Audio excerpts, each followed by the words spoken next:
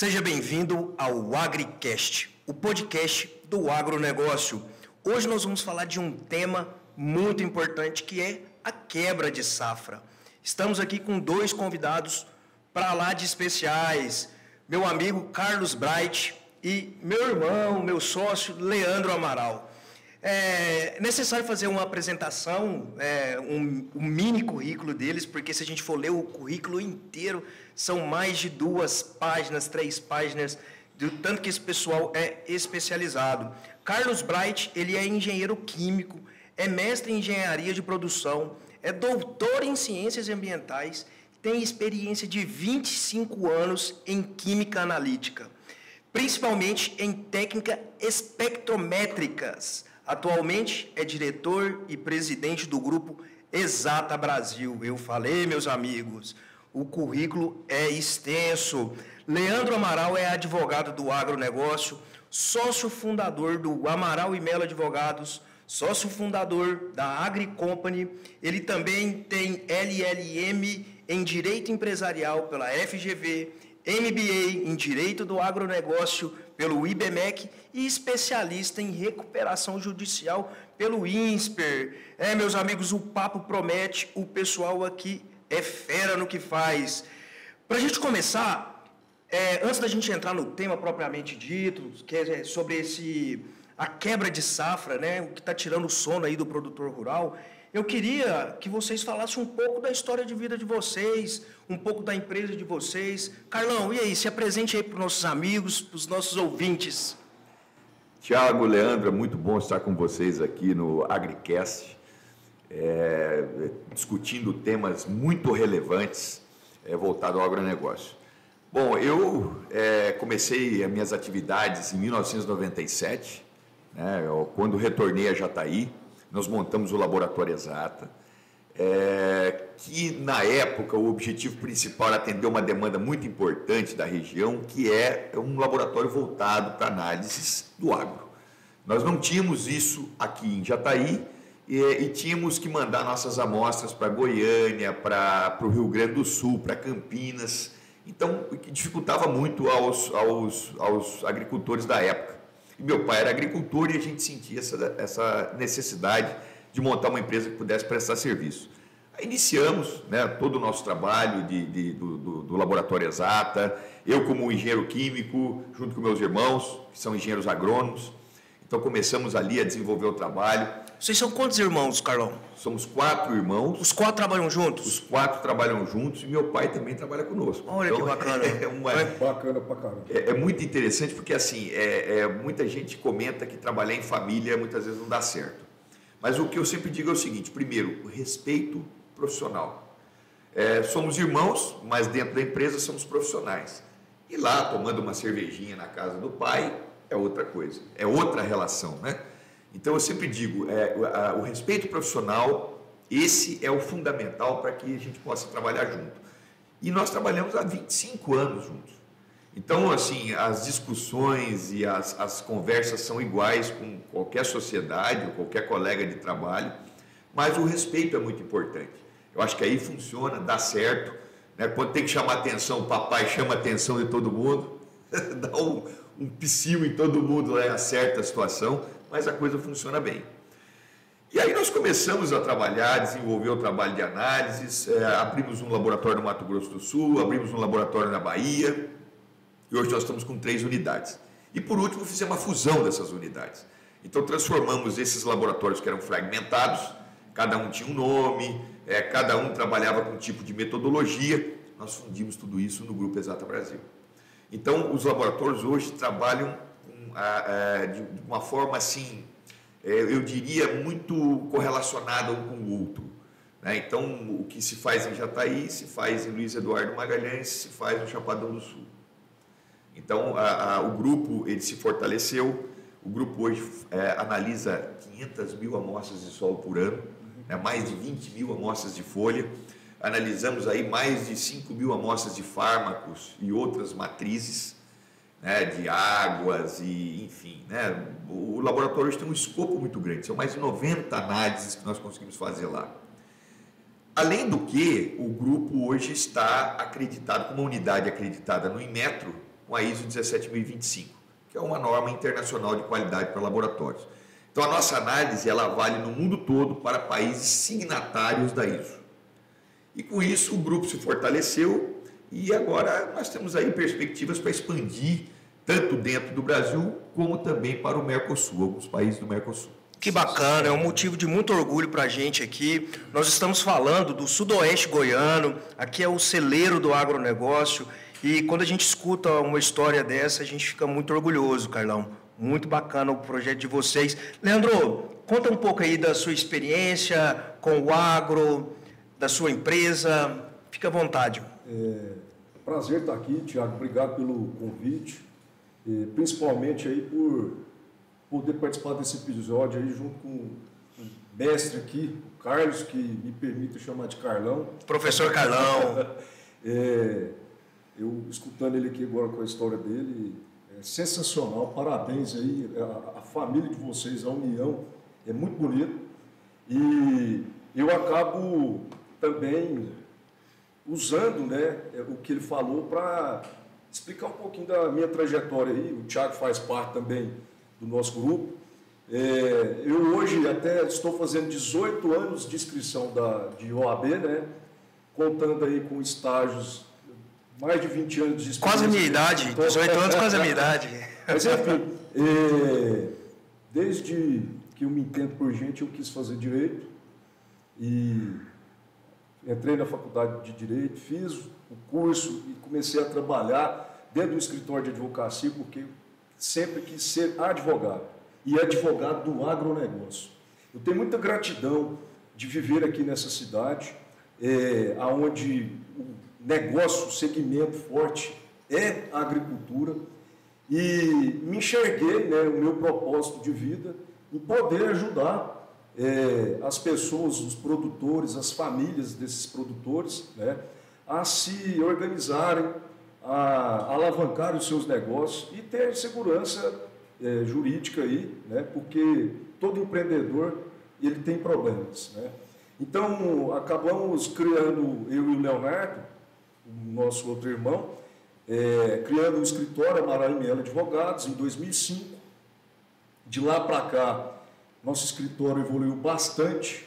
Hoje nós temos mais, acho que 11 advogados que trabalham dentro do nosso escritório e são sócios também do escritório, todos especializados no segmento do agronegócio, trabalhista, tributário, e no meio desse caminho também a gente tentando oferecer um serviço mais agregado, mais eficiente para o produtor. Conhecemos o Randolfo, que é um consultor financeiro muito experiente, e gente boa. Gente boa. E nós acabamos também constituindo uma empresa de consultoria, a AgriCompany, né? Já fez 2 anos de existência dela. Inclusive, Leandro, me permita, o AgriCast ele foi justamente, o Carlão, foi a gente pensando nessa questão de levar segurança, conteúdo para o produtor rural. Daí surgiu a ideia do AgriCast com esse braço, né, como podemos dizer, educacional, para orientar, e por isso que a gente traz pessoas como vocês, para agregar e levar conteúdo aí de qualidade para o produtor. Exatamente. Eu acho que uma das missões de todos que empreendem no segmento do agronegócio é munir o produtor de informação, porque só assim ele vai se tornar cada vez mais forte, né? Então, acho que essa é uma das missões que nós temos aí. É isso realmente aí. É deixar eles informados com conteúdos assim, relevantes, né? Mas aí, para finalizar, nós criamos a AgriCompany. A empresa, a metodologia de trabalho dela foi muito bem aceita aqui na região, tanto é que nós estamos com uma unidade agora em Rio Verde, que também vamos falar assim, gigante, o mercado do agro lá. E fez uma fusão com um parceiro muito importante, né, Leandro? Uma fusão lá com o João Valongo, um contador respeitadíssimo, renomadíssimo, e atua também só para produtores rurais. Escritório rural. Justamente para poder prestar um serviço com mais qualidade ainda, né, para essas famílias. E a gente tem como propósito, como missão mesmo, proteger o patrimônio, o negócio e a família do produtor rural.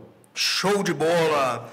Vamos adentrar ao tema com o papo com os especialistas.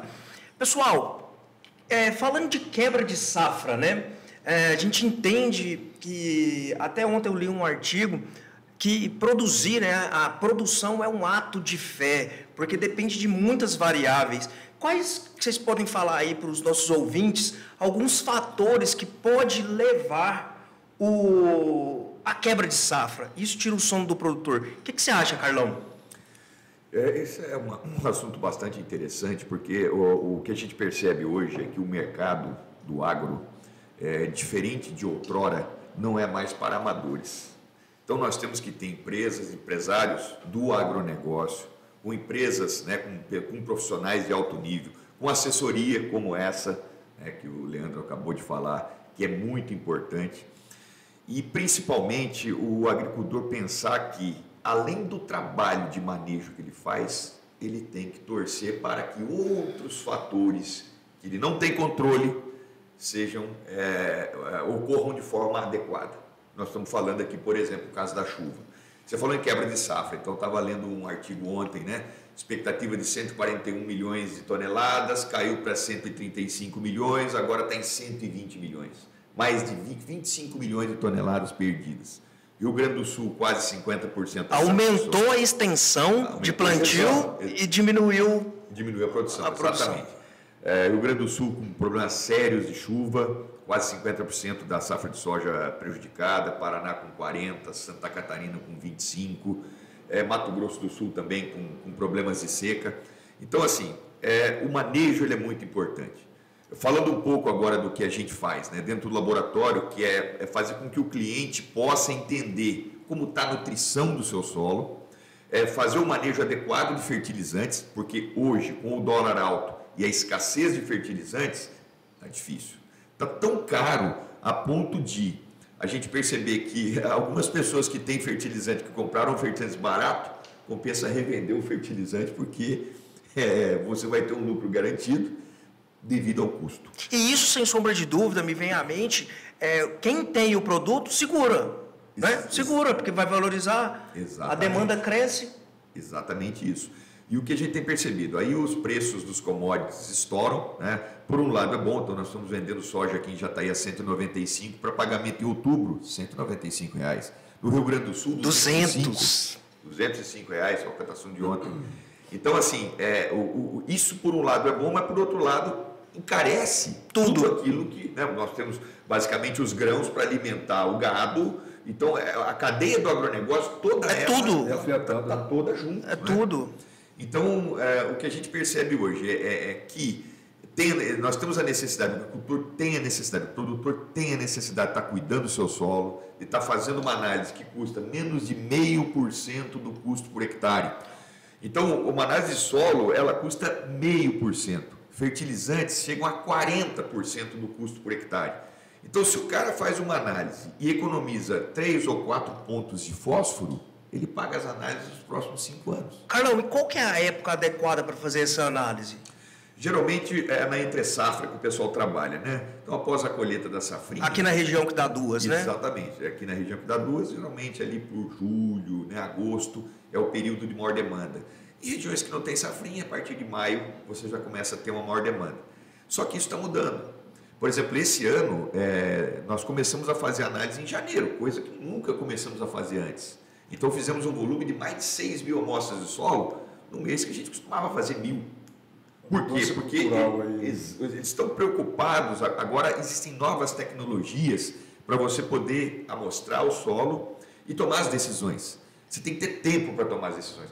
O que adianta você coletar uma amostra em julho, já ter que comprar o calcário e o adubo? Não, o cara tem que ter tempo para poder ver o mercado, ver a questão de custos e tudo mais. E isso fica muito claro. Hoje, você falando isso, o produtor rural ele não consegue fazer sozinho, ele precisa de especialistas em diversas áreas. São áreas periféricas à produção, mas não menos importante. Leandro, o que você tem se deparado aí com esses fatores que pode propagar, né, uma quebra de safra aí para o produtor? O que a gente verifica, é igual, eu estou na ponta de cá, né? O laboratório age na forma preventiva, que é vou falar assim, o cerne, a essência. É uma empresa a céu aberto. Isso aí todos nós sabemos. O que o produtor pode fazer é tentar o quê? Reduzir os riscos o máximo possível. E um deles seria o quê? Ter um bom planejamento, né, financeiro, um cronograma para poder ser executado, agir de forma preventiva com as análises de solo. O laboratório lá, Carlos, ele também faz análise de semente, ou é solo e... Nós trabalhamos com a parte nutricional toda. Uhum. Então, por exemplo, a análise de semente, se o cara produz a semente para verificar a germinação, o vigor, isso nós não trabalhamos.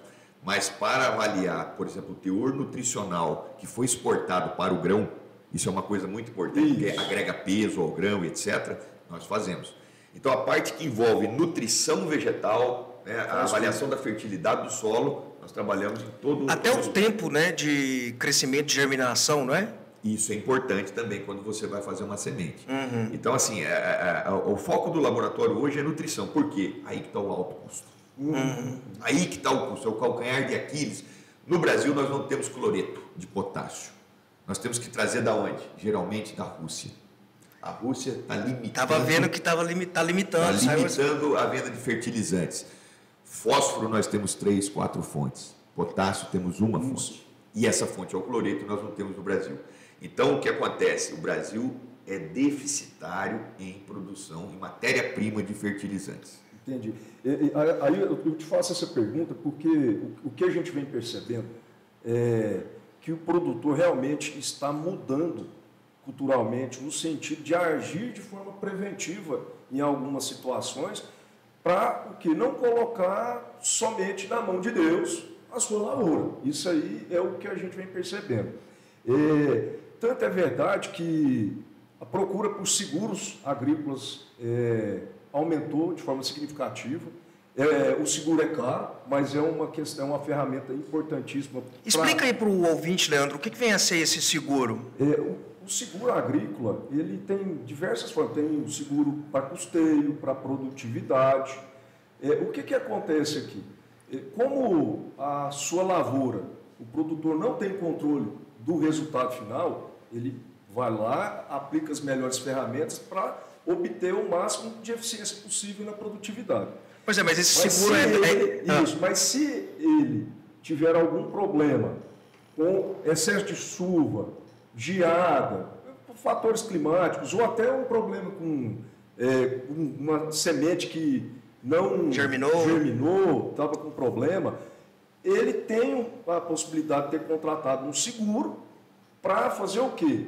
Garantir ou a produtividade dele ou garantir o custo da lavoura. Então, o que acontece? Hoje, existem várias seguradoras aí que estão trabalhando com seguro. São seguradoras privadas? Tem seguradoras privadas, porém, o seguro também é subsidiado pelo governo. Porque o governo entende que é uma ferramenta importante. E é caro? O custo é alto, não são todos que estão fazendo, mas há um movimento para isso. É uma ferramenta que, apesar de já ter algum tempo, agora, nos últimos 2 anos, é que se começou a falar dela mesmo, né?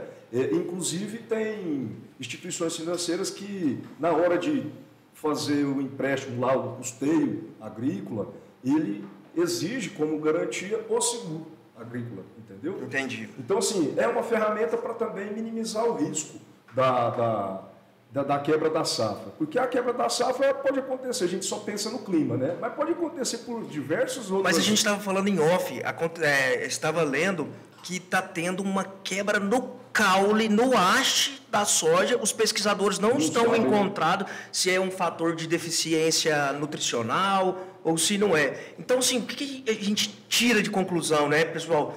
Que a produção rural realmente depende de vários fatores e a gente precisa agir na prevenção caso enfrentar uma quebra de safra. Leandro, aí eu queria jogar a bola para você.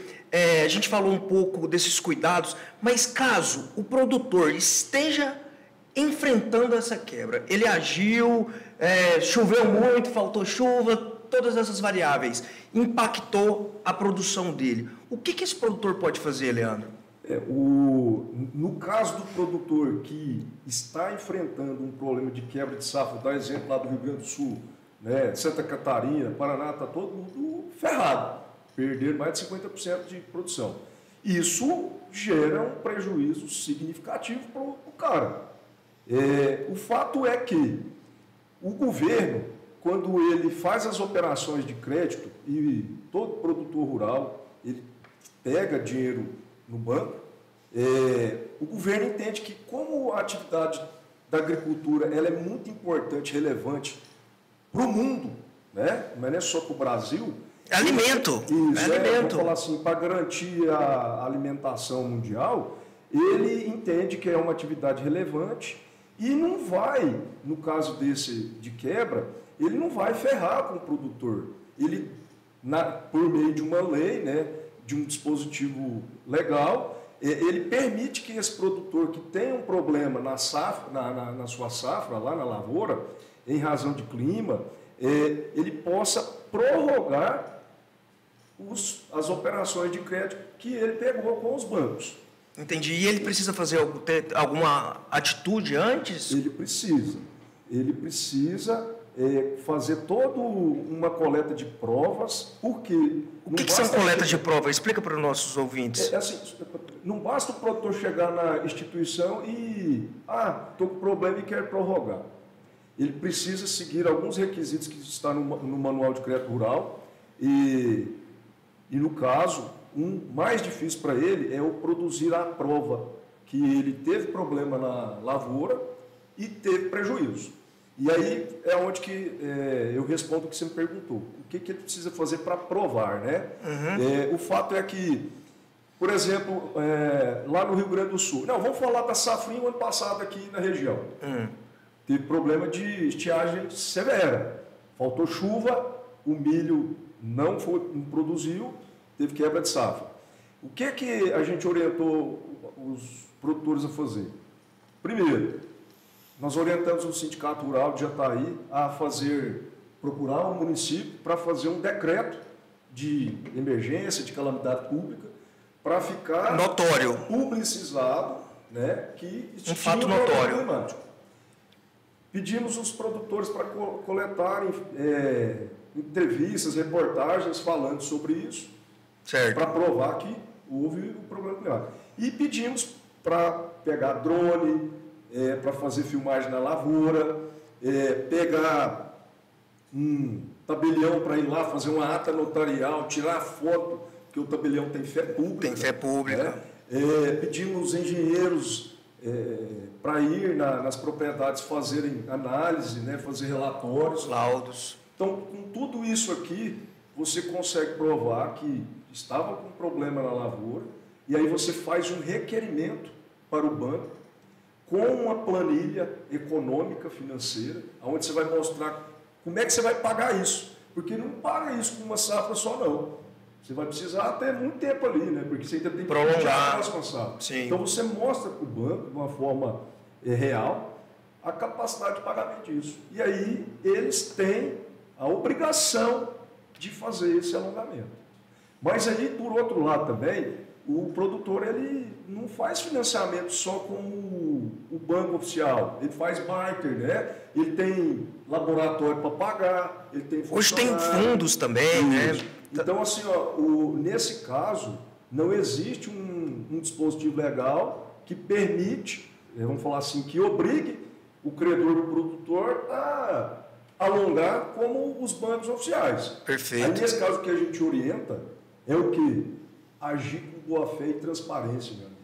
É você ir lá, olho no olho, melhor, e falar assim, eu estou com problema, abrir a caixa preta do negócio e falar, eu não consigo te pagar isso aqui tudo, eu preciso, né? Compreendo. E o que a gente percebe é que, agindo dessa forma, acaba o dono da revenda, a trade, aceitando, né, essas renegociações. Então, assim, agir com transparência, para mim, é a melhor... Fundamental. Fundamental. Pegaram essa dica aí, pessoal, importantíssima, hein? Dica de ouro. Carlão, voltando um passo atrás, com a sua experiência, o seu know-how aí, o que o produtor pode fazer ali na prevenção para ele tentar amenizar, reduzir esse risco, né, da quebra de safra? Você tem alguma... Eu vejo assim, é muito importante o produtor lembrar o seguinte, que os custos são altos, por isso o trabalho tem que ser bem feito. Comprar a semente correta, a variedade correta, não comprar insumos, digamos, de procedência duvidosa. Muita gente compra, né? Vai no Paraguai, compra insumo, você vai ver, tem 10% do princípio ativo que deveria ter. Isso acontece muito. Então, o profissional acha que está ganhando e, na verdade, ele está perdendo. Então, é importante que se faça as coisas com transparência, faça as coisas direito. Esse é o primeiro ponto. Então, escolheu a variedade, a agricultura de precisão. Porque hoje você consegue, com grids de 2, 5 hectares, entender ou mapear toda a fertilidade da sua lavoura.